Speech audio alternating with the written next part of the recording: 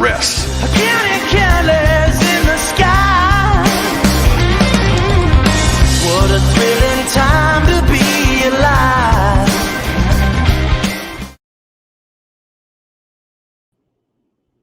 What is it? To be alive, it is for Georgia fans. 52-17, Georgia takes down Ole Miss, pummels Ole Miss, takes Ole Miss behind the woodshed, and then buries them in the backyard. That was a beatdown yesterday. We covered it right after the game. We get a chance to talk to Rusty about it tonight, and everybody wants to hear what Rusty's got to say about this game. A lot of water today. Yeah, man. Hey, listen. We all deserve to kind of kick it on a game day. We deserve that. Sometimes you get festive on them game days. Everybody knows Jake Rowe can get festive. I know Jake Roos can get festive. I've never done that. I don't know.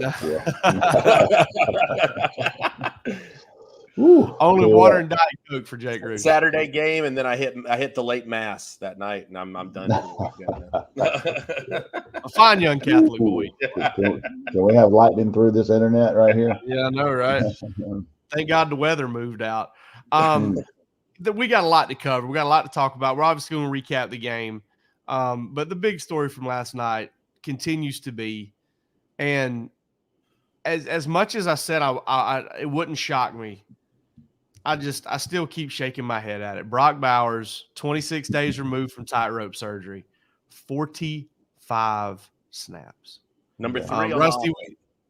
Yeah. Huh? I think he was third most on the offense. Unbelievable. Rusty, the funny thing was we talked about it. We did the pregame show or the game day show, and we talked about it for a bit. And we both said, can he give you 10 to 15 snaps today? And I looked at Palmer on the first drive, and I said, he's going to have 10 to 15 snaps in the first 10 minutes of this game. Yeah. He didn't come off the field. Tiger blood, Rusty. You said it over several times. Tiger blood.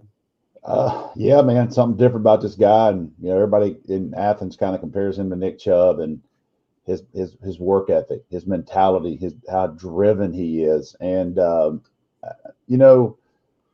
seeing his mom make that post Wednesday or Thursday on social media, and she said that when they met with the doctors, the time frame was 3 to 4 weeks, and nobody knows your child better than your mom. And when mom said 3 to 4 weeks, I was like, this dude, there's some things going on. And I found, what do you say? However, found out last night a little bit more, like he practiced a lot Tuesday and he practiced a lot Wednesday. And then even Thursday, Jake, I think we talked about it, Roe. We talked about it a little bit. He caught a touchdown pass in the red zone in practice. He was getting reps. He was ready to roll, but still, you have to be careful because you just don't know how he's going to feel on a cool, kind of damp night, first time back, see what happens. But don't doubt that dude, man. That dude is, I don't know where that's like our poster here said, it's modern day Superman. He must have his cape tucked down in the back of his jersey because that dude is different. We we reported that over on Empty in the Notebook, talked about the red zone touchdown in practice and all of that stuff. Yeah. The first thing I thought about was when he caught that touchdown in the red zone. His last catch in Sanford Stadium is going to end up being a touchdown there. First thing I thought of was that the play. It just kind of stood out to me. Jake Roos, something I wanted to throw at you because I really want to understand. I really want to get your reaction to this. So Brock Bowers comes back. He plays 45 snaps. Obviously, the first play, you're just like, well, that's pretty much Brock right there. He kind of dances over the top of a guy and makes something out of nothing. It's on now, right? Like it's just kind of on for 19 the rest of the way. Oh, dude, was there anything about yesterday that looked at all limited?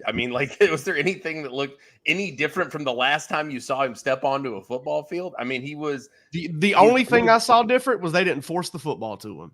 No, they kind of just let the game come to him. But it didn't matter because he still was out there just blocking his ass off. They didn't have to go lead it his way for him to get involved and be involved consistently, man. He was out there getting dirty with it, like early on in it. And that was what really kind of struck me about the whole thing. Bowers was just like I said, man, it looked like a guy who, maybe he was on vacation or something. You would never have known that there was an injury that this guy was dealing with to come back from. And so that was what shocked me about the whole thing is it was no misbeats.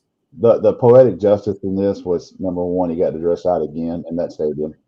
And then number two, he got to play with those guys again. Number three, him scoring a touchdown.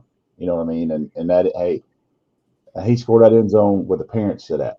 So his mom and his family were sitting right there and got a chance to see him.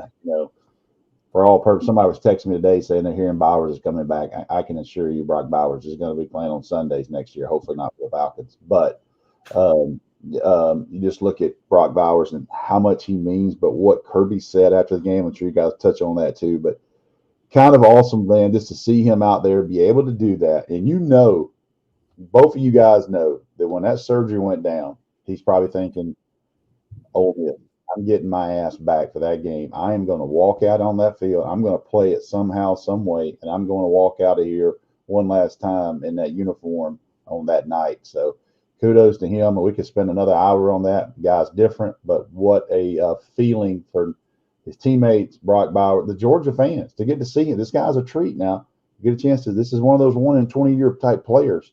You get a chance to see him finish out last night in Sanford Stadium with a touchdown and a big win. Yeah, you mentioned, Ro, too, that how fitting, to me, that was the thing. It was like the script writers came out, right? Yeah.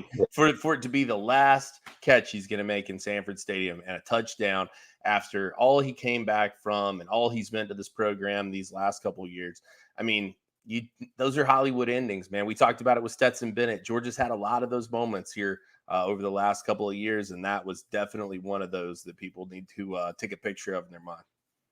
The Hollywood endings come kind of frequently when you win a lot, when you just win and win and win over again. Georgia won 27th straight game. I've lost count of kind of how many it is at home because it's kind of there at one point it was kind of together. And I think now it's like 24 or 25 straight at home, maybe 26. I don't even know. But either way, there's so many streaks going on for this Georgia team. And let's look at that game. And Rusty, man, I don't even know where to start because I told Roos after the game the fact that Georgia kind of struggled a little bit defensively. I think they gave up 180 yards in the first quarter.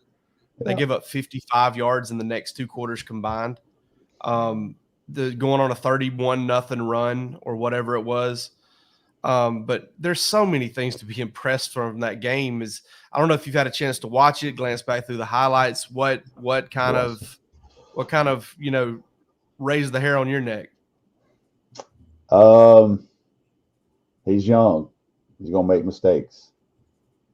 And you both of y'all know that it's not really my deal, and I don't like to do this because I feel like it puts extra layer of expectations on people. But I'm going to have to tonight.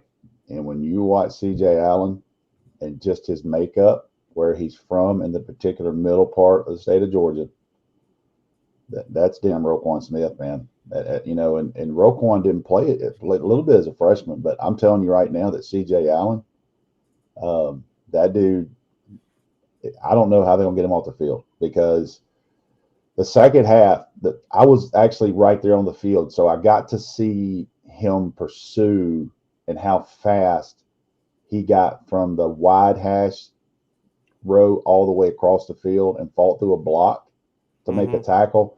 And little things like that, there's not many people that can do that. There's just not many. Alabama has them and Georgia has them. Ohio State has a few. And, some of these schools, these guys have a few. But Georgia's got a true freshman that's been playing more and more and more. And now because of an injury, he's got inserted into the lineup and he's playing beside a very experienced player. And I'm just telling you, man, C.J. Allen, that he could really be a big piece down the line because Georgia's got a hell of a game this week. And then they're going to play Georgia Tech, who can throw the ball, challenge you a little bit. But in that Mercedes-Benz, they're going to have to tackle a grown-ass man at quarterback. And they're going to keep him in space when he breaks the line of scrimmage. And how do you do that? You do that with your linebackers. And C.J. Allen, that kid he could be a really key piece of the puzzle if Georgia's going to be able to pull off a three-peat. Yeah, in Atlanta. Go ahead, Bruce. No, sorry. I was gonna say what's scary.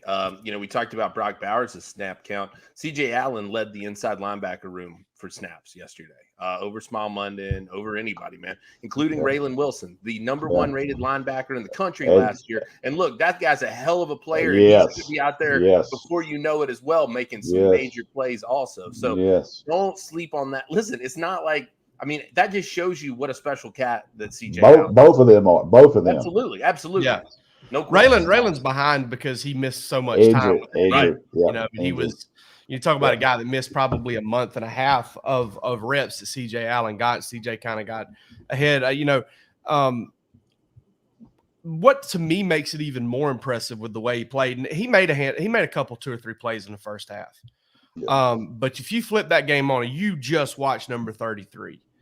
You, especially on Ole Miss's second touchdown drive, I was sitting there thinking, if they don't get him right, they're in trouble because he completely runs himself out of a play on one.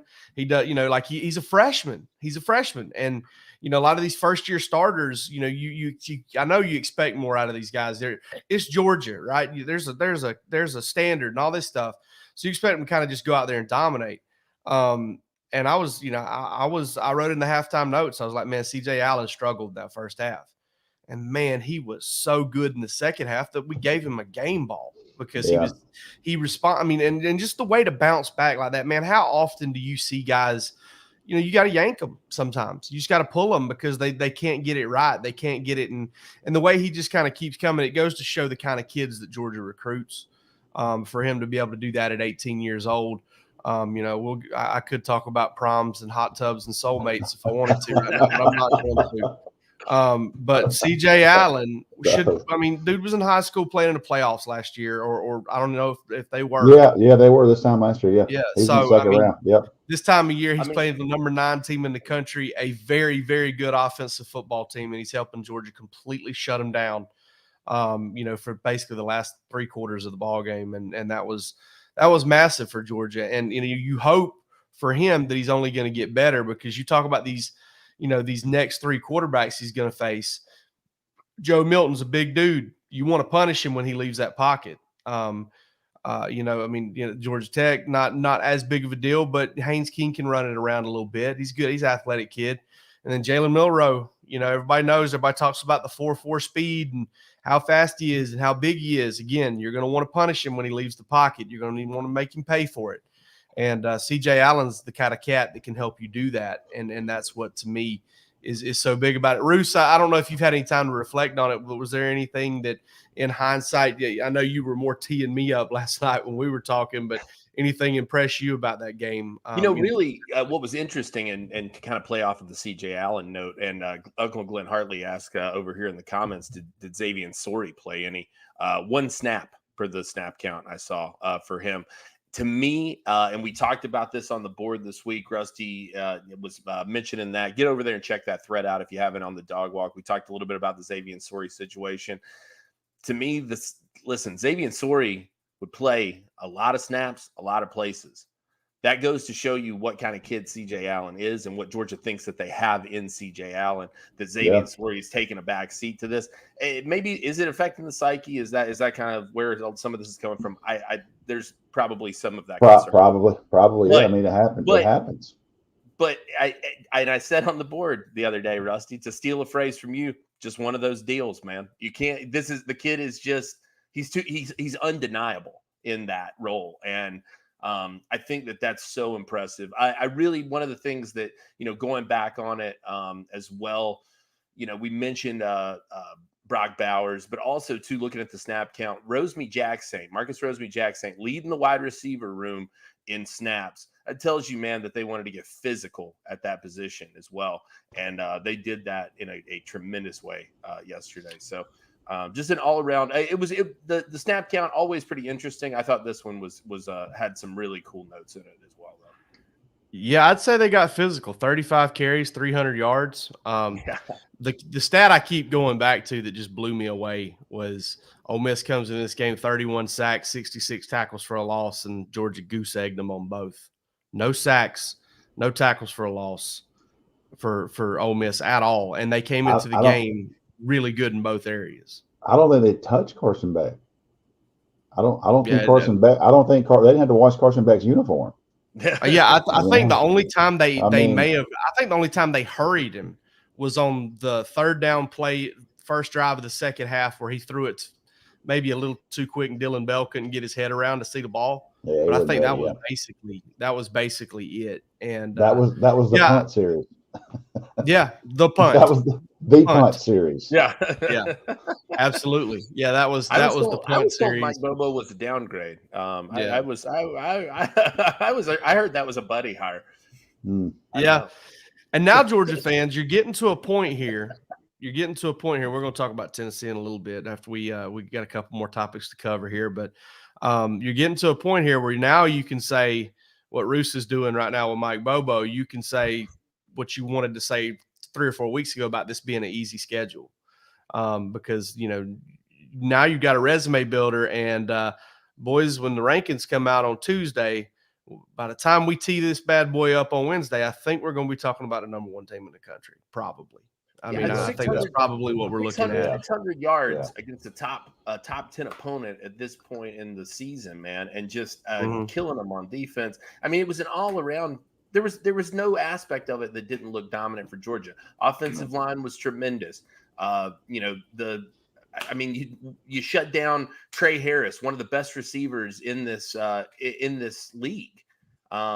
Jackson Dart stifled. You're able to kind of weather the storm of that fake punt that they run. They took all the shots that Ole Miss had, and they just didn't have anything left in the bag by the time Georgia kind of was running away with it. Not at all.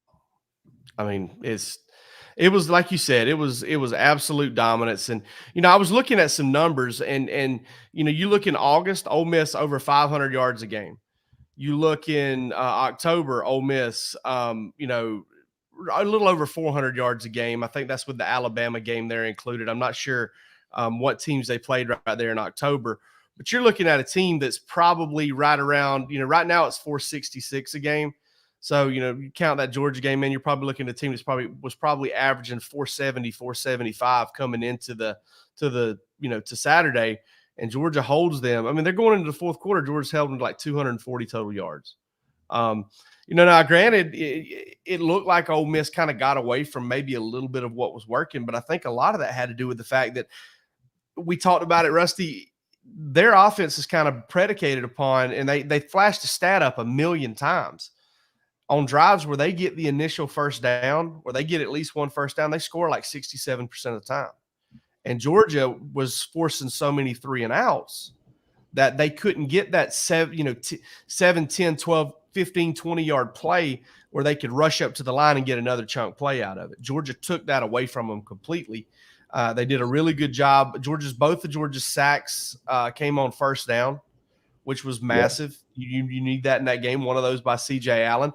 I will say another too, and I'm going to give a shout out to the only guy who can't come back next year.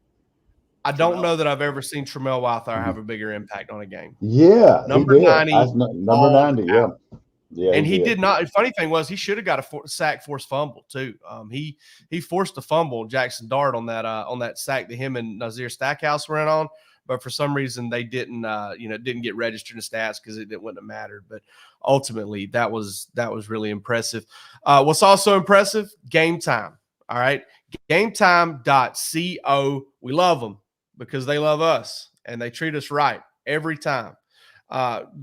Game Time is a very intuitive, very interactive app. It's one that you need to download if you haven't already. They specialize in being able to get tickets all the way up until the last possible minute. But if you're planning it a few days ahead of time, like if maybe you're trying to go to Knoxville and dig into some of that Tennessee crowd, because Tennessee season's essentially over from a goals perspective. They're not going to play in the SEC championship game. Just go on over to VolQuest and they'll tell you all about it. But listen, they're not going to be as jazzed up maybe for this game. So maybe there's some tickets on sale. Go get you one, Georgia fans, and go into Knoxville and see if you can help Georgia get a win and win their 28th straight game. but you can get them a few days out. You can get them a couple weeks out, or you can get them a couple minutes out. That's how cool this site is. That's how cool this app is. Use the promo code DAWGS DAWGS and get $20 off of your first order. Terms apply. Go check them out. That's DAWGS promo code and get $20 off your first order from gametime.co.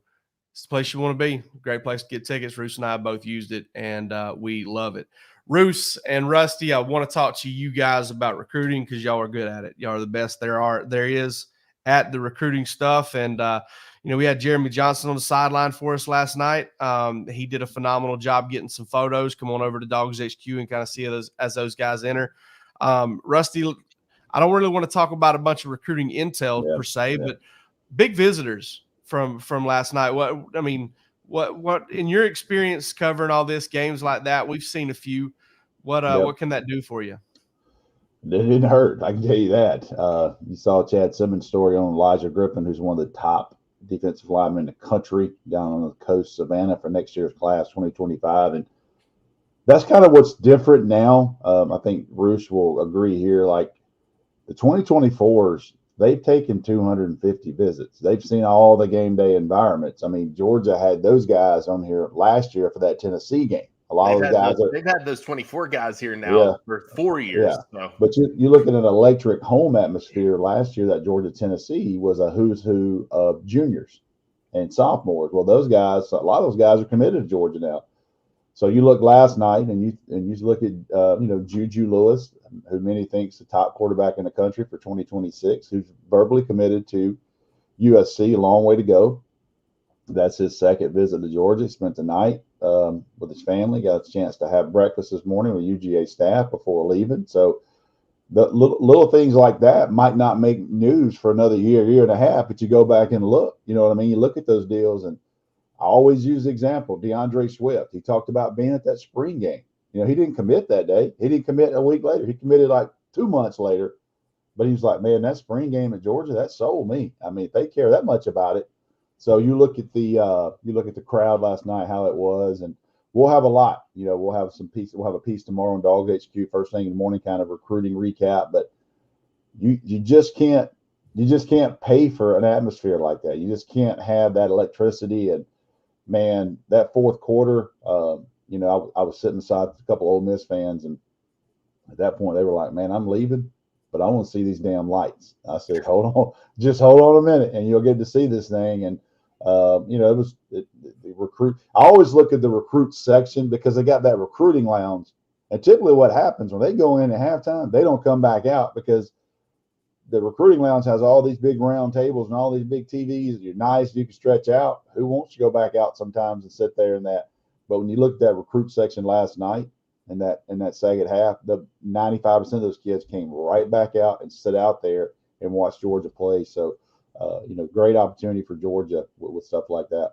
Yeah, I had a chance to talk to a couple of guys today, and one of the more impactful takeaways that I had spoke to was a guy. We'll have the story up tomorrow, but a top 100 player in 2025, and said, it makes a huge difference when you step out on that field. He said it was chills for me, man. He said, to know the history, to know what they're doing, and to be in that atmosphere. He said it was a lot different than a lot of places I've visited for that reason. He said, it was all happening for Georgia. It wasn't just that, the lights were cool. It wasn't just that the fans were into it. It wasn't just that the NFL draft picks are happening. It wasn't just that they're, kicking ass out on the field 52-17. It was the sum of all those parts coming together. And he said, not everybody's able to put that together. I thought that was a pretty telling take for a guy like that, just to kind of walk away from it, feeling like Georgia is creating not only an elite atmosphere on a game day like that and an important atmosphere like that, but, to be able to kind of hammer it home on all aspects of the team. And they've done a really incredible job with that. And, I've heard that kind of consistently. I had a chance to talk to one of the official visitors as well. And he said, look, I know Georgia can develop me. I know they can turn me into a man. The proof's in the pudding. And, it was interesting. Kirby Smart mentioned after the post game, talked about, the NFL guys there and the edge that kind of gave them and the ability to kind of, see all those guys come back in for that game. Listen, man, you bring an atmosphere like that with those recruits in and you have a chance to say, oh, look, we sent that guy. We sent that guy. We sent that guy. And they're all back here because they love it here and they built this place and they're a part of it. Stuff like that rings with those kids, man. And it's a huge, huge deal. NIL is important. There's no question. I mean, I'm sure people are going to, chime in and say, oh, you got to do this and that. That stuff still matters in a large, large way as well. I posted a video, Jake, on Twitter the other day, and that was Georgia walking out. And if you look in the front row, Roos, the very front row is Carson Beck, yep, Darnell Washington, yeah, and Theo Johnson, the baller at Penn State. Yes, if you look at those kids, you got a chance to watch Georgia come out in that environment, and nobody was really thinking about those two kids. But how important has Carson Beck and Darnell Washington been to this program the last couple of years? Oh, absolutely, no question about it. And I don't want to go too deep into this right now, but why not? Nitro Tuggle, right? There's been a lot of hand wringing. He hasn't been to Athens this season. He shows up for this game. I posted a picture of him and Kirby, kind of late last night. Right as the game was ending. I think it was from before the game or something like that. But obviously big to get him back on campus. Rusty, what are you thinking there? Like kind of what are your thoughts there? I mean, I know this has kind of been one of those. It's almost a little tough to get your hands around because other teams are trying to recruit him. It seems like he's cool with Georgia. He's obviously back in Athens this weekend, and Georgia had him in, so they like him a little bit too. What do you think is going to happen there? I mean, that's key to get him back down there. And obviously, Michigan, kids from Indianapolis and from Indiana there. Michigan's it's a lot closer than Athens, but Georgia's been on him for a while, and I think Georgia needs him. I think Georgia's trying to keep him. I also think that Georgia's going to be in that wide receiver portal again. And it'd be crazy not to. I mean, to be honest with you, wide receiver by far has been the strongest position. By far has been the strongest position. Look at all the guys across the country. Keon Coleman at Florida State. Look at A.D. Mitchell. I know that's a sore subject. Last year. Jordan Addison, A.D. Mitchell, Tez Walker. Yeah, look at the guy, Tez Walker. Look at the guys that impact. Robert Thomas had a big play last night. What's Dominic Lovett going to mean to Georgia next year? Most importantly, probably. So you look at all these kind of things. But if I'm Georgia, they've got to be in a portal. And I had a chance to cover Jacoby White Friday night again. I'm telling you, he's a quote unquote 3-star kid. Kind of plays kind of hidden away and had a hell of a game and a big upset on Friday night for Cass. And I'm telling you right now, the kid's underrated, and he's going to be a player that Georgia fans are going to love because he is a stud on the field and off the field. I mean, he is a polished kid coming into Georgia. So I think Georgia's trying to keep their guys, but they're also going to be heavily involved in the wide receiver portal, in my opinion. We're going to have so much to talk about with Dylan Brooks says there's a couple D linemen over in College Station you could use also. Says every program in America right now. Absolutely. There's a lot of good D linemen over there. Yeah. That was. I promise you, Dan Lanning's agent ain't the only guy that got a call tonight. There's a lot of prospects and there's a lot of players on the Texas A&M roster that agent got a call to. that front four is the damn 85 Bears. I'm telling you right now. So I don't know what that 12th man at Texas A&M's got, but they got a lot of investment in that front four. I can assure you that. Hey, that Texas A&M defensive line going to look like the lock on the liquor cabinet in your mom and dad's house when they get out of town. That thing's got little scratches all over it. That thing's been tampered with. They got tried paper clips and everything else trying to get that bad boy open. Bunch of amateur lock pickers out here. That's what's happening there.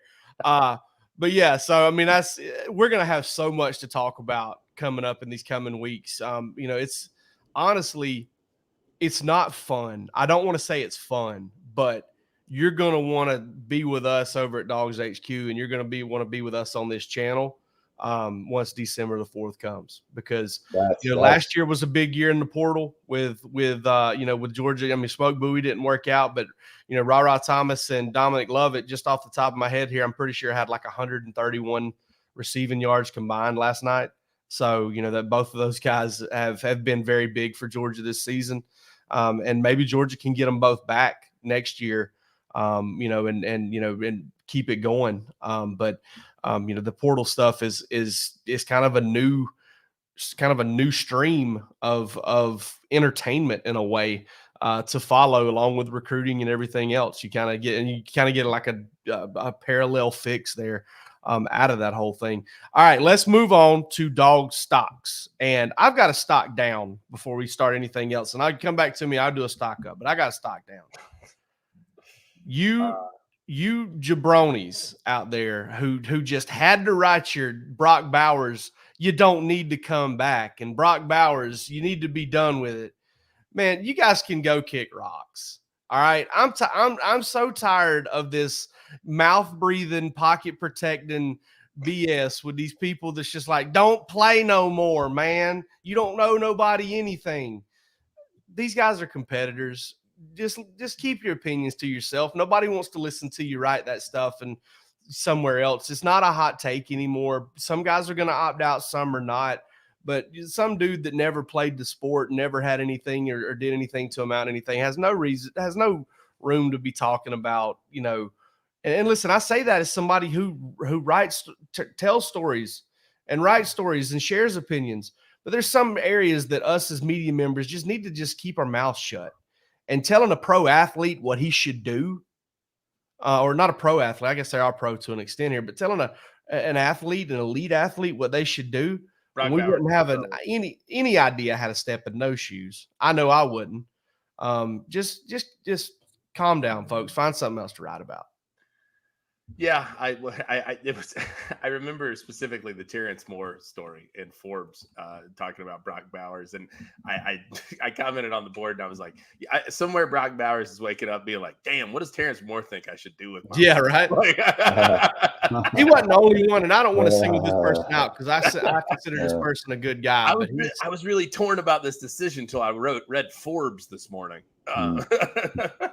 Well, we talked about it about the decision, and we kind of told the behind the scenes story of the Sunday after he got hurt, and they were going through all the pros and cons and talking to people. And you look at Brock Bowers, I imagine that situation where his phone was blowing up all day. He's on group text with his family, he's on group text with Georgia, everybody's trying to throw this stuff at him, and basically Brock Bowers just looked at everybody and said, the hell with it, schedule my surgery tomorrow morning and let's roll. And that was in the discussion. There wasn't any, hey, can I call back? Like Brock Bowers said, hey, it's on. Just get this thing done. I'm done talking about it. And I can imagine that Kirby Smart probably didn't smile a lot, but I would imagine when he's like, you know what, that's why that kid's different. You know what I mean? And I've heard the story of Nick Chubb when he told Kirby Smart he was coming back. Kirby thought that Nick Chubb was walking into that office to tell him he was gone. And then the story is Nick Chubb walked in, sat down in a chair, said, Coach, my last memory at the University of Georgia is not going to be losing to Georgia Tech. I'm coming back. Got up and walked off, basically. So, you think about Brock Bowers saying, schedule the damn surgery, and Nick Chubb saying, my last memory is not going to be losing to Georgia Tech at home. And that's a simple fact. That's how those two people are wired. That's the comparison.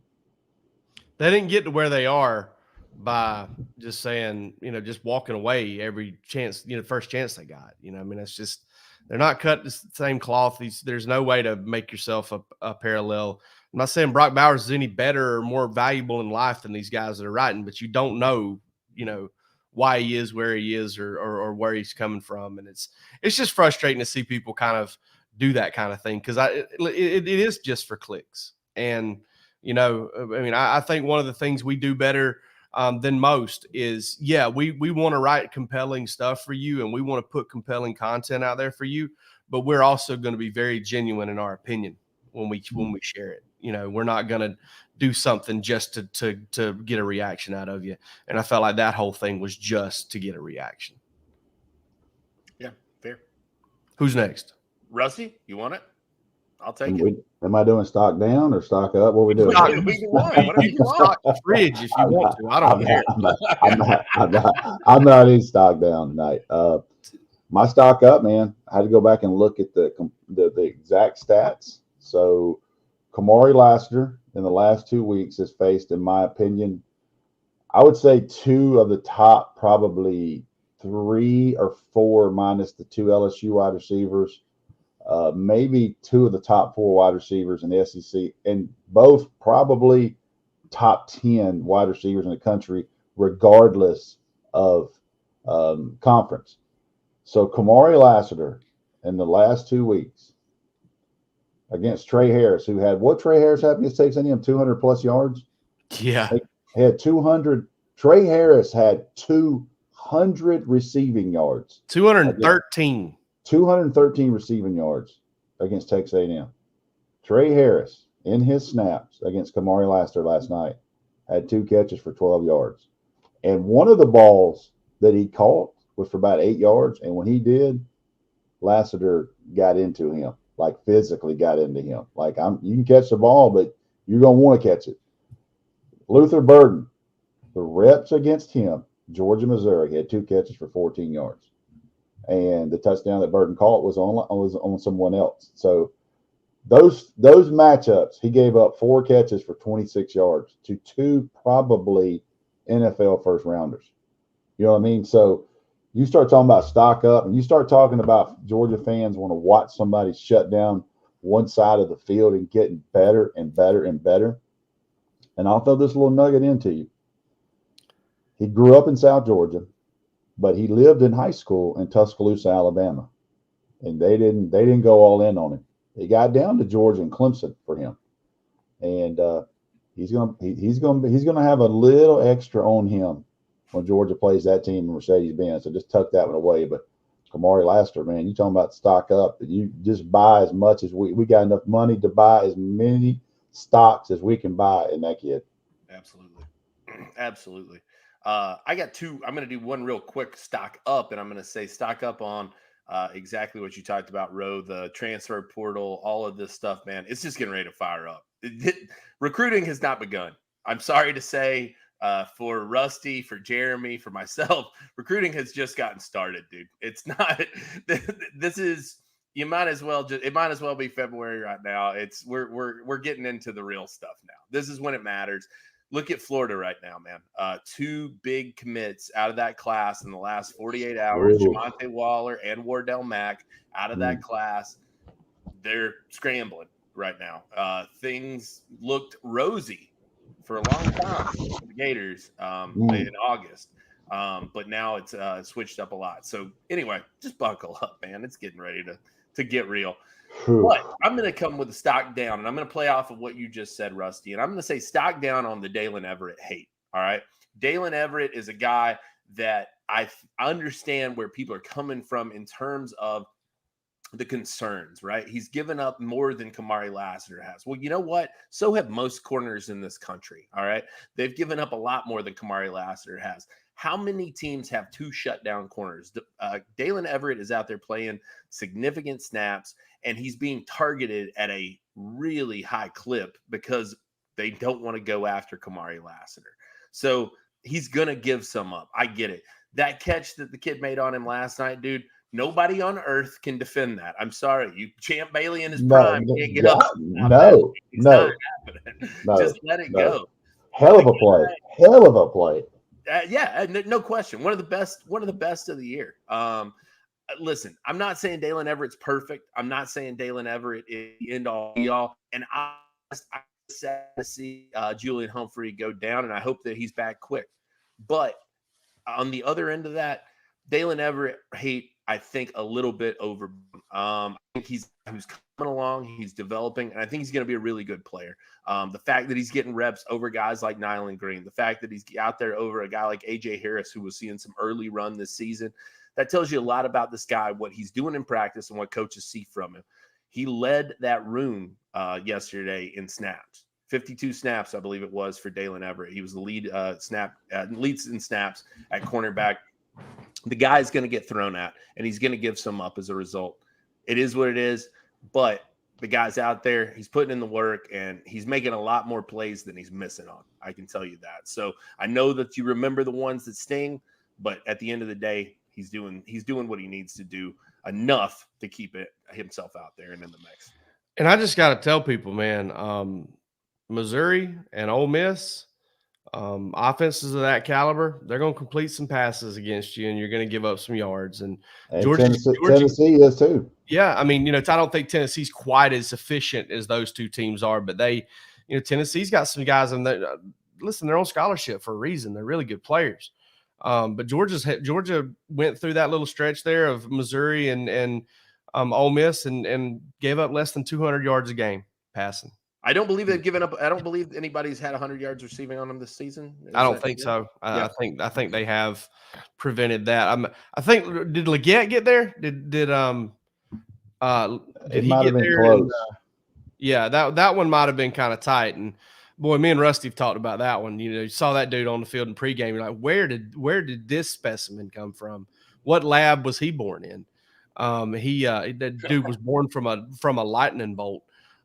He had 71 yards receiving against Georgia. So no, he did not get over 100. And I'm sitting there looking at his season. He's got 1, 2, 3, 4, 5, 6 100-yard games, 1 200-yard game.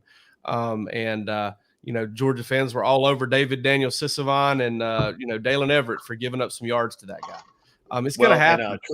Troy Tucker over here saying people were on Lassiter last year. Look how that turned out. Fran Brown, man, what a job he has done bringing those guys along. Incredible.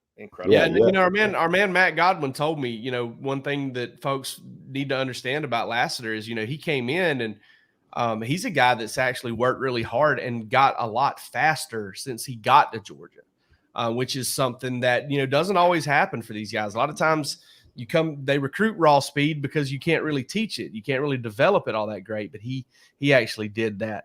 All right, I think that's about it for us tonight. We're going to be back tomorrow night with Bark After Dark with the father of ballers, Chris Milton. He's coming in. And, tomorrow night? We got Chris Milton tomorrow night. Hey, we booked it before this.